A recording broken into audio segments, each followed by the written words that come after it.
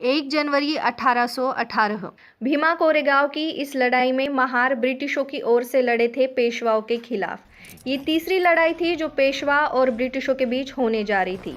पेशवाओं के लिए यानी दूसरे बाजीराव के लिए ये लड़ाई अपनी सत्ता फिर से पाने के लिए थी। इससे पहले भी 2 बार इस लड़ाई में बाजीराव पेशवा को ब्रिटिशों के सामने अपने घुटने टेकने पड़े थे। आमतौर पर देखा जाने पर ऐसा लगता है कि ये लड़ाई पेशवा और ब्रिटिशों के बीच की लड़ाई थी। पर क्यों ये लड़ाई महारों की शौर्य गाथा कहलाई और क्यों ब्रिटिश पेशवा लड़ाई एक गौण लड़ाई बनकर रह गई? पेशवा और ब्रिटिश साम्राज्य से पहले महाराष्ट्र में छत्रपति शिवाजी महाराज और उनके बाद उनके बेटे छत्रपति संभाजी महाराज का शासन था। संभाजी महाराज के शासनकाल में सभी जाति धर्म के लोगों को एक समान रखा जाता था। छत्रपति शिवाजी और संभाजी महाराज ने अपने शासन में महारों को अपने सैन्य में शामिल किया था। ये पेशवाओं के लिए एक जबरदस्त झटका था, क्योंकि पेशवा जाति व्यवस्था के कट्टर समर्थक थे। ब्राह्मणों द्वारा निर्माण की गई मनुस्मृति को संभाजी महाराज ने कभी भी नहीं अपनाया। ये बात मराठा साम्राज्य के पेशवाओं के गले नहीं उतर रही थी, क्योंकि पेशवा का यानी ब्राह्मणों का वर्चस्व कम हो रहा था। 11 मार्च 1689 में संभाजी महाराज की हत्या मुगल बादशाह औरंगजेब द्वारा की गई।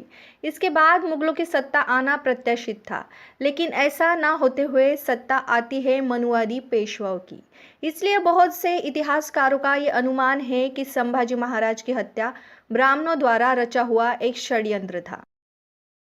आइए जानते हैं संभाजी महाराज की हत्या के बाद उस दिन वडुगांव में जो वाकया हुआ। 11 मार्च 1689 दोपहर को जनाबाई परडी हमेशा की तरह भीमा नदी के तट पर कपड़े धो रही थी। अचानक उसके पैरों को एक मांस का टुकड़ा लगता है। वो मांस का टुकड़ा उठाकर वो बाहर फेंकती है। पास से ही गुजरने वाले गडरिये के पास वो मांस का टुकड़ा गिरता है। ये देखकर गडरिया कहता है, अरे जना, ये क्या कर रही हो? जनाबाई कहती है, अरे मामा, किसी ने भीमा नदी के पवित्र पानी में बकरे के मांस के टुकड़े फेंक दिए हैं। इस पर गडरिया कहता है, जना, तुझे पता नहीं, कल रात को छत्रपति संभाजी महाराज की औरंगजेब ने हत्या कर दी है और उनके शरीर के टुकड़े नदी में बहा दिए गए हैं। आदेश दिया है कि कोई भी महाराज के शरीर को अग्नि नहीं देगा। अगर कोई ऐसा करता है तो उसका भी यही अंजाम होगा। ये बात सुनते ही जना राधाबाई पाटिल के वाड़े पे जाती है और पूरी हकीकत बताकर वो ये उम्मीद करती है कि राधाबाई और दामोजी पाटिल अपने राजा के लिए कुछ इंसाफ करेंगे, पर वो नाउम्मीद हो जाती है। गांव के लोगों से भी वो ये कहकर मदद मांगती है कि अपने छत्रपति के राजपुत्र की औरंगजेब ने हत्या कर दी है और हम खामोश कैसे बैठ सकते हैं। हमें हमारे राजा के साथ इंसाफ करना होगा। इसके बाद महारवाड़े से 3 महार नौजवान, गोविंद महार, ढगोजी, मंगोजी महार, ये कहते हुए सामने आते हैं कि जना, शिवाजी महाराज के पालकी को इन महारों ने कंधा दिया है और संभाजी महाराज की तो बात ही कुछ और है। छत्रपति का ये राजपुत्र इन महारों के घर का खाना खा के हमारे साथ हमारे यहाँ पला बड़ा है। कोई सामने आए या ना आए, ये महार अपने राजा के साथ नाइंसाफी नहीं होने देंगे। पूरे गांव की औरतें और नौजवान उसके बाद महाराज के शरीर के टुकड़े जमा करने के लिए आधी रात में नदी में उतर गए। शरीर के टुकड़े जमा करने के बाद महाराज के शरीर को रघुनाथ बाबा की जो वतनी जमीन थी उस पर अग्नि दी गई।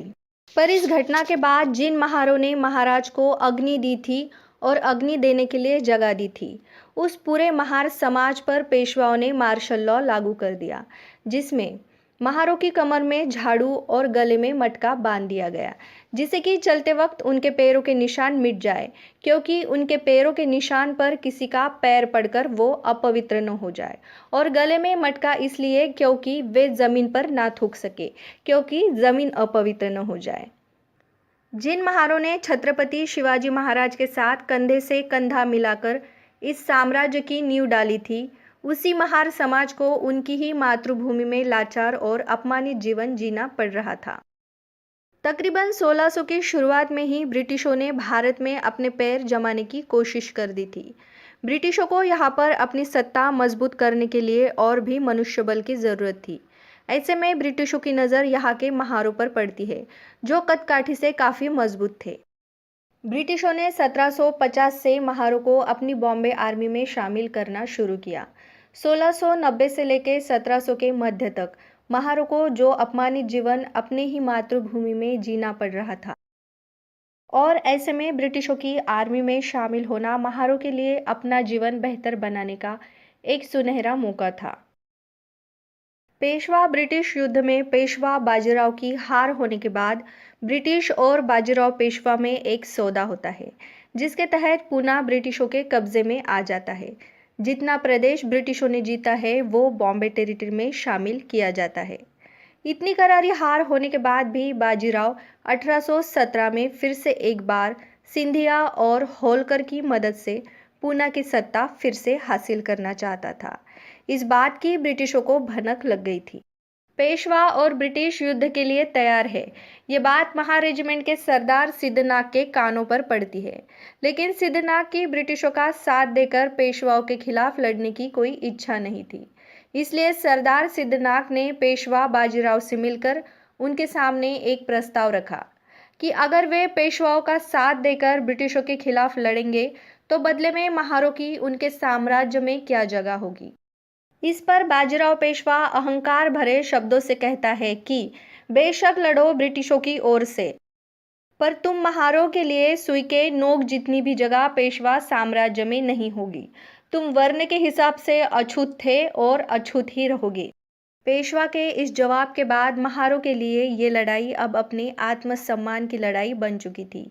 1 जनवरी 1818 में मुंबई नेटिव इन्फेंट्री से 500 महार सैनिक इस युद्ध के लिए निकल पड़े।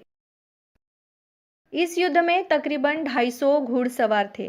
कैप्टन स्टॉन्टन के नेतृत्व में तकरीबन 43 किलोमीटर चलकर ये सैन्य सुबह भीमा कोरेगांव पहुंचता है। पेशवाओं के लगभग 28,000 सैनिक थे, जिसमें 20,000 घुड़सवार थे और 8,000 पैदल सैन्य था। पेशवाओं ने किए हुए अत्याचार का तीव्र असंतोष लेकर महार सैनिक पेशवाओं पर टूट पड़ते हैं। महार सेना का नेतृत्व जतनाक, रतनाक और भीकनाक कर रहे होते हैं। आधी लड़ाई खत्म होने के बाद कैप्टन स्टॉन्टन दारूगोला खत्म होने की खबर सैन्य को देते हैं और सैन्य को पीछे हटने के आदेश दिए जाते हैं। पर 500 महार सैनिक सिर्फ अपनी तलवार और ढाल के साथ पेशवाओं से ये लड़ाई जारी रखते हैं। पूरा एक दिन और एक रात तक ये युद्ध चलता रहता है। महारों के सामने पेशवाओं की पेशवाई धीरे धीरे दम तोड़ रही थी। आने वाले नए साल का सूरज हमेशा हमेशा के लिए इस शौर्य गाथा का साक्षीदार होने वाला था। शूर वीर लड़वैया महारों ने पेशवाओं की पेशवाई मनुवाद इसी जमीन में दफन कर दिया था। बाबा साहब कहते थे कि जो कौम अपना इतिहास भूल जाती है वो कौम अपना इतिहास नहीं बना सकती। इस वैभवशाली इतिहास को और शूर महारों को सलामी देने के लिए बाबा साहब 1 जनवरी को अपने अनुयायियों के साथ भीमा कोरेगांव की इस पावन जमीन पर नतमस्तक होने आते थे। उम्मीद करते हैं कि आपको महारों का ये गौरवशाली इतिहास जानकर अच्छा लगा होगा। शहीद महार सैनिकों को हमारी ओर से विनम्र अभिवादन और आप सबको क्रांतिकारी जय भीम। वीडियो को ज़्यादा से ज़्यादा शेयर करें ताकि लोगों को सच्चा इतिहास पता चले। इसी तरह के वीडियोस देखने के लिए हमारे चैनल को सब्सक्राइब करना ना भूलें और साथ ही साथ बेल आइकन ज़रूर प्रेस करें ताकि आने वाले वीडियोस की नोटिफिकेशन आपको मिले। जल्द ही मिलते हैं अगले वीडियो में।